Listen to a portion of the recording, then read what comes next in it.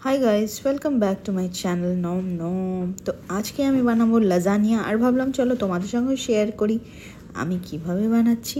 Lasagna বানানোটা actually easy, so দেখতে থাকো।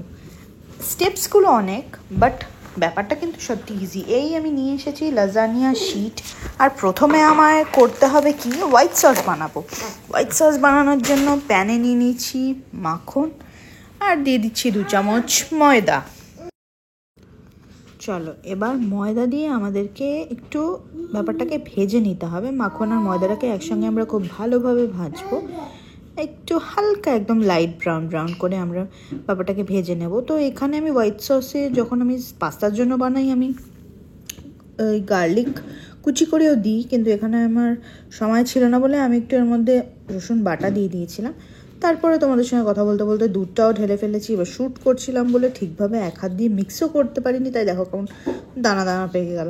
তাই বললাম দূর বাবা, একটু রেখে আর ভালো করে মিক্স করলাম, কারণ এই সসটা স্মুথ হওয়া খুব দরকার। তো তারপরে একটু নুন দিয়েছি, একটু গোলমরিচ দিয়েছি টেস্ট হওয়ার জন্য। তো না দিলেও চলে গোলমরিচ, বাট আমি দিয়ে থাকি। তো এই তোমাদের সঙ্গে কথা বলতে বলতে দেখো আমার হোয়াইট সসটাও রেডি হয়ে গেল। এবার আসি নেক্সট পার্টে, বানাতে হবে মিট সস। তার জন্য নিয়েছি ল্যাম্ব মিট, মিন্সড মিট নিয়েছি, পেঁয়াজ কুচি নিয়েছি, গার্লিক নিয়েছি আর রেডিমেড পাস্তা সস।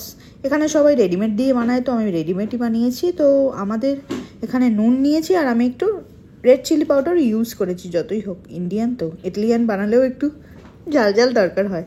যাই হোক, সাদা তেলে প্রথমে পেঁয়াজটাকে খুব ভালো করে ভাজবো, ভেজে ভেজে ভেজে ভেজে হালকা হালকা একটু ব্রাউন করে নেব। খুব ভালো করে পেঁয়াজটাকে ভেজে নেওয়ার পর দিয়ে দেব রসুন বাটা।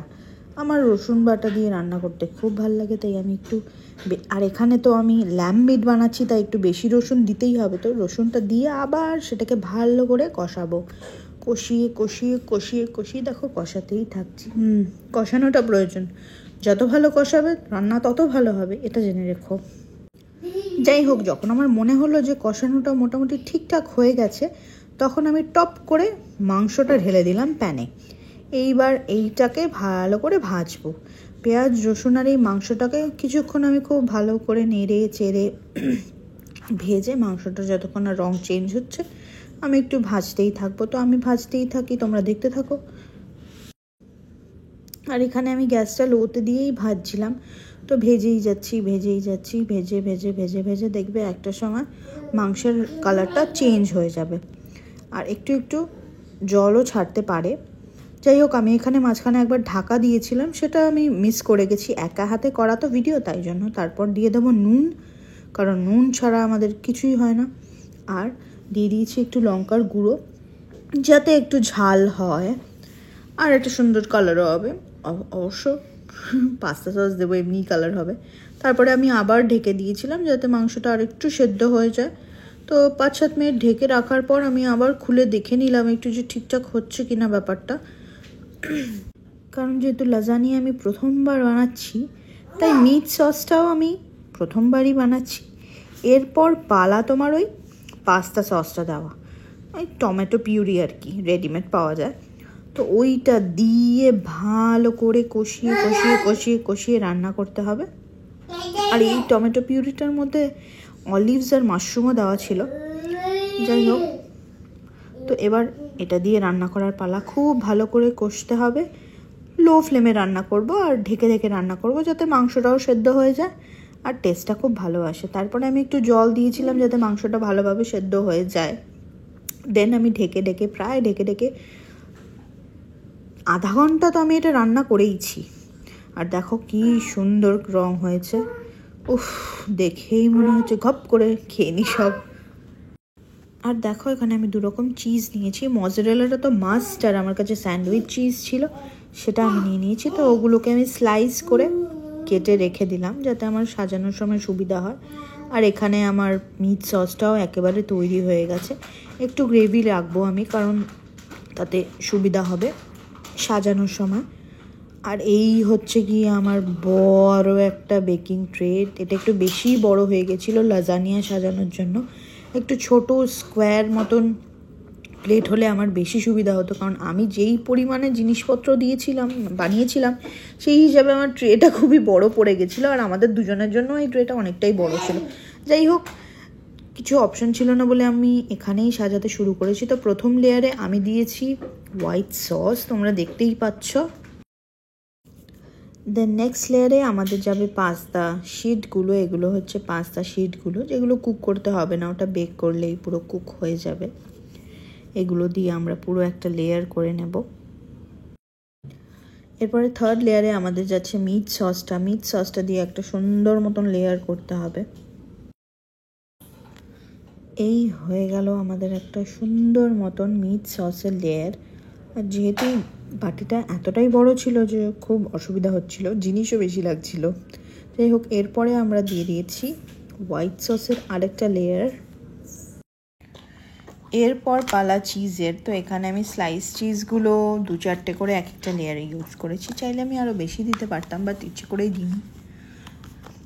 আর এর উপরে দিয়ে দেবো ভরকে মজরেলা চিজ, মানে যতটুকু প্রয়োজন। আর যেহেতু এখানে আমার বেকিং ট্রেটা এত বড়, তো 1 প্যাকেট মজরেলা পুরো খেয়ে নিয়েছে।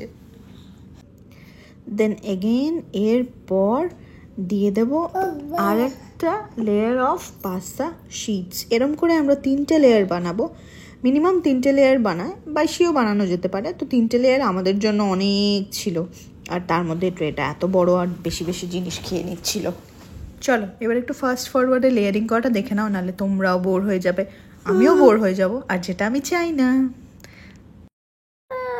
তারপর এর উপর থেকে একটু অরিগানো দিয়ে দিয়েছিলাম, আর দিয়ে দিয়েছিলাম অল্প একটু চিলি ফ্লেক্স। আর এখানে ধপ করে কতগুলো অরিগানো পড়ে গেছে। যাই হোক, অরিগানো তো ইটালিয়ান ডিশে খেতে ভালোই লাগে, প্রবলেম হয়নি, বেক হয়ে পুরোটা ভালোই হয়ে গেছিলো। আর এখানে দিয়ে দিচ্ছি চিলি ফ্লেক্স, যাতে একটু ঝাল ঝাল হয়, কারণ আমার বর চেয়েছিল চিলি ফ্লেক্সটা দিতে, না দিলেও কোনো ব্যাপার ছিল না। তো এরপর পালা বেকিংয়ের মজাদার পার্ট। আর এই কাজটা করবে আমার বর, ওই করে থাকে যবে থেকে আমরা বেকিং স্টার্ট করেছি, এটা ওরই কাজ। যাই হোক, আমরা 180 ডিগ্রিতে এটাকে 30 মিনিটস মতন বেক করব, তারপর দেখব এটা কেমন হয়। তো আমরা বেকিংয়ের জন্য দিয়ে দিয়েছি, আমরা প্রিহিট তো করিনি, ইনস্ট্রাকশন যা লেখা ছিল লাজানিয়া শিটের বক্সে 180 ডিগ্রিতে 30 মিনিটস, আমরা সেটাই করেছি। আর দেখো চিজগুলো অলরেডি গলতে শুরু করেছে। উফ, দেখে মনটা ভরে জুড়িয়ে আরও কি হয়ে যাচ্ছিল।